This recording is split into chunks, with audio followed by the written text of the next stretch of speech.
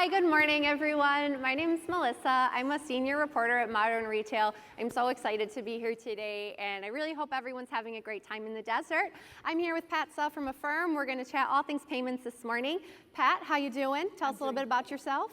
So my name is Pat Suh, and I'm the Senior Vice President of Revenue at Affirm. I've been at Affirm about 9 years, and I manage the sales, client success, pretty much all account management teams at Affirm. So I started there 9 years ago and actually started the client success team, worked with all of our retailers, some of the early direct-to-consumer companies, and now we have about 60% of e-commerce going through us, from Amazon, Walmart, Target, the Shopify platform, et cetera. So it's been a great ride. It's been a long ride, and we're now, about, I think our last quarter, we over the last year, over 20 billion in GMV. So really exciting journey.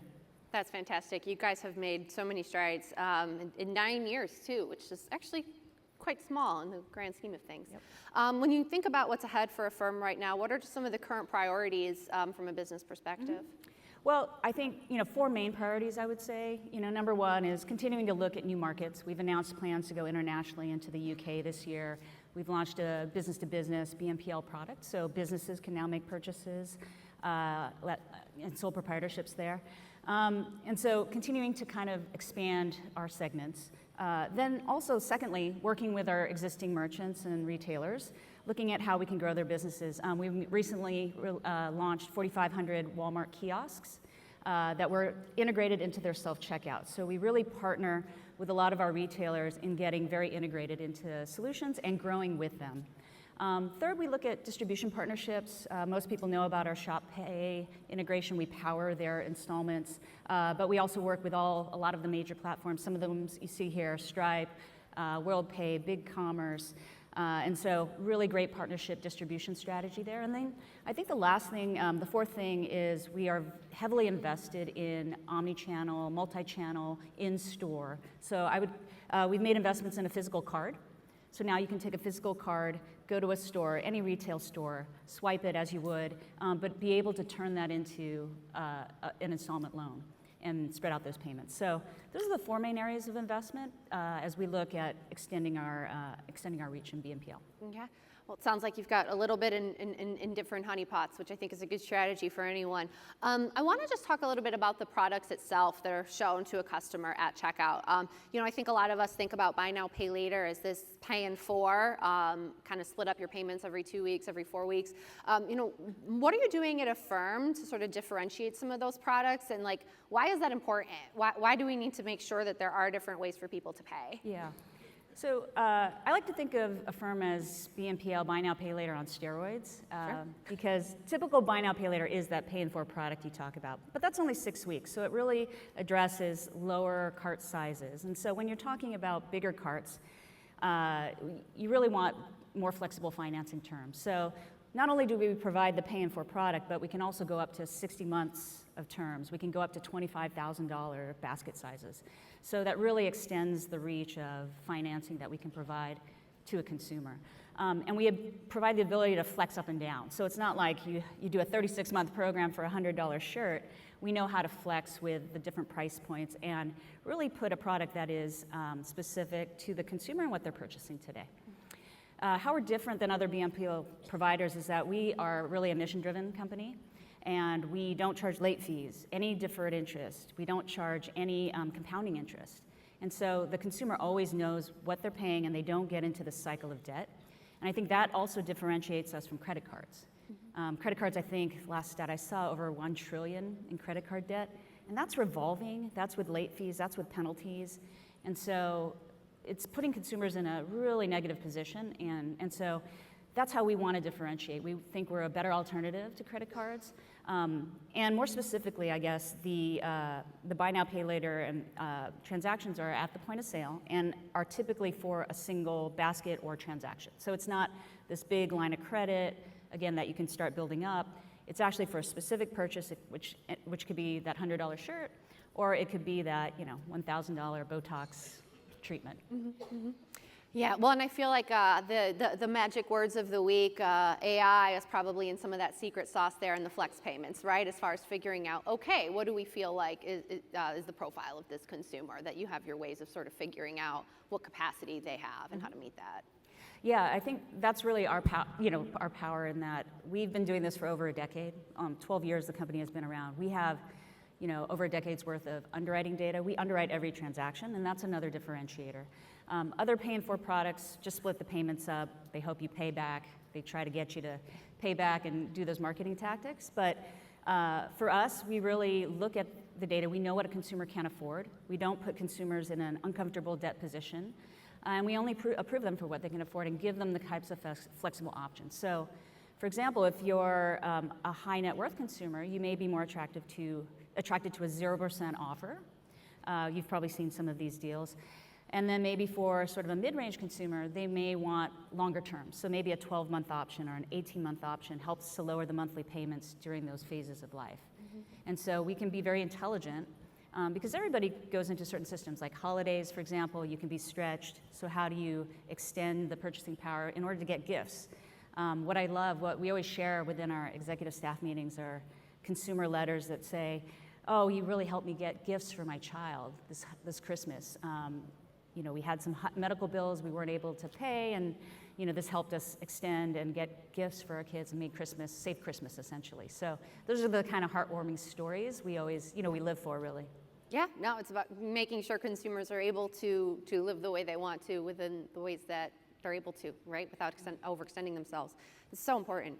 I want to stay with the products for a second. You mentioned the self-checkout partnership with Walmart. What was sort of the impetus for that, and how's it playing out? Yeah, we've been partnered with Walmart for several years, probably one of our first clients back in 2016, 2017. And we've been just slowly expanding, whether that's in the e-commerce checkout. They asked us actually to extend into the stores and then integrate into their self-checkout kiosks. So now when you go to a kiosk, 4,500 Walmart kiosks today, you can select Affirm as an option and then scan a barcode to get your financing plan. You would apply on like a mobile web browser and then be able to just check out and finance that purchase. So it's been just a great partnership over the years. And we only announced the self-checkout piece in December, so still a lot of growth and expansion there. I mean, it sounds like, Affirm has sort of done its due diligence in making sure that you have a product for every channel. But I'm kind of wondering, what you hear from sort of the retailer perspective on being able to have that payment flexibility in person, online. Is that something that they're coming to you asking for, that they want to implement? And why do you think that is? Yeah, pretty much all, I would say most of our clients today have asked us to get consistent financing programs wherever a person goes. So whether that's in-store, online, on the app, wherever they see an Affirm purchase, they want to take the financing program that they've spent years optimizing. As I mentioned, we have such a high retention rate. Most of our clients, just want to extend the programs that they've spent years refining. And so we just think it's the more optimal consumer experience too. And we want to provide those financing options no matter where the consumer goes and make it easy for the retailer. So the retailer can configure a program, but not have to worry about that program no matter where it goes. So if we provide financing in store, it's the same program. If we provide financing on an app, it's the same program. So that was really a request coming from our retailers that we listened and ultimately delivered. And so I think, again, being able to just have going where the consumers are going. Like in the pandemic, it was easy, right? We knew people were shopping online. And now as we've returned back to stores, it's it's not a linear experience anymore, right? They may go in store for a little bit, they go online, they do some research, and they kind of go back and forth. So it's really key and critical to have that consistency. Yeah. Now, the other thing I hear from retailers is also just, how do I acquire new customers? Especially in these days where there's less attribution because of privacy restrictions on the phone. How do we do that? And we've been really able to partner with our clients and say, well, we have, again, 10 years of transaction data, 50 million consumers. We know their demographic information because we underwrote every single transaction. So we know everything from age, background, demographic, where they live. And of course, we respect privacy. I don't want to scare anyone in that. But knowing who's coming to your site, who's transacting, who's converting, we can help refine some of your marketing strategies. So we may say, well, you have this, high net worth demographic. You probably want more 0% programs. You might want to have the monthly payment. This is a great example. Peloton, when we first launched with them, I know it's an old client. I mean, they've gone up and down, but they were very innovative at the beginning back in 2015, where they said, we want to compete with gym memberships. So we need this monthly payment to be below $100. And so we structured, at the time, a 39-month program, which is a little odd, but to get that price point under $100. And then they wanted to extend it to under $60 as they expanded nationally. And so we introduced different types of programs to help accommodate that and help the market. So it was a way of tailoring these programs to what we knew was in the demographic. For others, we might want to say, you want to offer longer terms and make that monthly payment smaller. Maybe an 18-month term for the couch rather than a 12-month term. And so that helps also in terms of conversion. But you can actually, when you partner with us, we'll work with you on understanding your demographics, seeing who the applicants are, what's going to convert, and really work with you in defining that and improving it. I feel like that could be a panel in and of itself as far as payment plans as an acquisition tool, because inevitably price and paying your money over for something is going to be a barrier to purchase for a lot of situations, even if it's something you really want. That ticket still might just be a little too much for you to handle in that moment. Here comes a payment plan that meets me, for my terms, that then I can make this happen for myself. And that flexibility is really important because you're constantly changing, stages of life. I know you just had a baby last year, so we were here at eTail last year, and you just had a baby after that. He was on stage. Now he's at home with his dad. No. So every year we're just going to grow with your son, but. It's really about, finding those flexible financing options, because when you have a baby, you're going to be buying more diapers and, setting up the nursery, those things, and that can be very expensive during that period, and you just need to get through that. So having financing can work just for certain periods, and of course, we always allow folks to prepay and close the debt, so it's with no penalty. So it's always just meeting the consumer where they are, giving them options, and they can make the conscious decision without going into really hard debt kind of conditions like with credit cards. Right. Yeah, I mean, we want to be very realistic about this conversation and understand that debt is at record levels for by a lot of metrics, including, just the overall amount of credit debt that's there, and, at a household kind of per capita level, it's up there, and we want to be mindful of that in these conversations always. And there's so many things there as far as consumer education that we all have to work on, I think, but it's just kind of great to see that you guys are trying to keep that in mind as you're making these products. Okay, what is going to, be available and useful for this person in the state that they're in. You mentioned some examples, and I'm kind of curious if you can talk about the retailers that you're working with this year that maybe look a little different than the ones in the past, any different verticals or markets that you feel like Affirm is tapping. Yeah, I think we've been really addressing more of the services. So I think, just to give a little background, traditionally we've been larger ticket items. Then we've moved more into the paying for fashion categories. We've always been in travel and a lot of big box retailers, like I mentioned, like the Amazons and Walmarts. We're seeing a lot of uptick in services. So I kind of joked about Botox, but it's not a joke. And it's seeing elective medical services, being able to pay for that, veterinary services, dental, we've seen a lot of that. Legal services, one of our top partners provides the ability to finance and pay for legal bills. So sometimes these are unexpected, and providing that option has been a real benefit for those law firms, because they were actually suffering from 40% of non-collection. So being able to have financing allowed them actually to collect and not have to write off some of those legal fees, which was a very powerful value proposition for them. Mm-hmm. So I think services is a big one. We are seeing still great growth in everyday purchases. So I think it's not about just the big ticket items anymore. It's about using financing to make your dollar go further for those everyday purchases. So, our big box retailers, Walmart, Target, and Amazon grew 30% year over year still. Mm-hmm. So still a lot of movement of BNPL into those categories. Mm-hmm. That makes a lot of sense. I'm wondering, you had mentioned holiday gifting, people using buy now, pay later tools and payment plans as a way to facilitate that. Anything from 2023 that jumped out at you or that you're like, wow, I can't believe that happened, or, any takeaways from what we saw this holiday season? Yeah, I think it's interesting. We're always wondering what is the consumer going to be doing, and the consumer still came in pretty strong. From 2022, I think you reported it was close to 8% increase in just spend over the holiday season. And BNPL specifically was 42.5% increase from 2022. So we're actually seeing a share shift of spend. So I thought that was interesting this holiday season to see where people are, again, moving, I think, away from credit cards more to, finances and financing they can control, where they know how much they're spending, they know exactly what the payments are, they know there's no late fees and compounding interest. So I think that's been an interesting thing to see over the holiday season. We still see a lot of folks using it for travel and ticketing. Ticket prices, I think, as everyone knows, have been going up.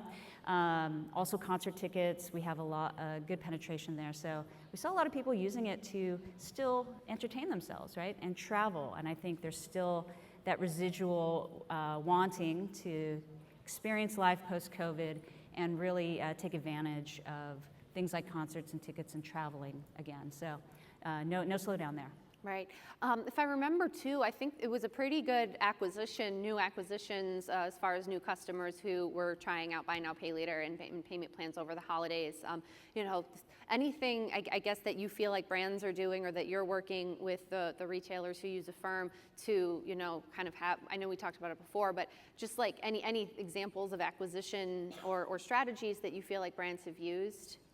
Yeah, we have a couple examples. As I mentioned, that database of 50 million users, we can segment that quite a bit because we have that underwriting data, and these are real-time transactions, including SKU level data to some degree. We can work with our clients. So we have a particular fitness client who we structured a marketing program within our mobile app, and so we could push promotional financing options within the app to acquire new customers in our consumer base and really target who we have. We've done co-op databases with a few to do marketing campaigns to existing consumers. For example, we know, because we know previous history and any debt loads that they have, we know if we can extend additional credit. So we can remarket to a consumer and say, hey, you have another $1,000 to spend that you're pre-approved for. So those are some of the things, really looking at pre-qualification, pre-approvals, more segmented targeting, and we provide marketing services in that regard to really help tailor that. So really specific campaigns, like another campaign we just recently launched was like a 36-month program. So monthly payments about $33 for computers. So we know that there's a cycle time of 3 years. We know there's a consumer base that probably purchased computers 3 years ago, probably time to remarket. We can offer those options proactively to that base. Obviously, if they are pre-approved, but then we can provide that to continue to re-engage that customer. So it's a little bit of both engaging existing customers and what you were talking about, new customer acquisition by providing new programs and financing options that take the barrier away. So it's not a $2,000 price point, it's now a $50 per month price point. And I really think of it as a new MSRP. Makes a lot of sense. We're almost at time. If you have any questions for myself or Pat, feel free to put those in the app, in the agenda. I believe you can leave notes, and we'll be happy to look and address anything else. Before we leave, Pat, anything on the side of, I guess, regulations and policy that Affirm is looking at? We talked a lot about consumer health. How are you guys feeling about what's happening in that arena right now? We welcome it. I think we, for a long time, have touted how compounding interest and late fees are really detrimental to the consumer. And again, we've never charged a late fee and never charged deferred interest or compounding interest. And so the types of regulations that are coming in to look at the fees that people are charging and paying for, to look at how they're treating the consumer. One, we welcome it. We think we've been above board this whole year. In fact, our CEO was on the board of the CFPB at one point, really to tout these kind of consumer principles, because we fundamentally believe the consumer shouldn't be racked in debt. And so any regulation, I think, will support our mission that we've been espousing for the last decade. All right, well, we look forward to seeing the space evolve. Thank you so much for listening today. Please enjoy the rest of your time at eTail. Tip your bartenders and baristas. Thank you so much, Pat. Thank you, Melissa. I'll see you.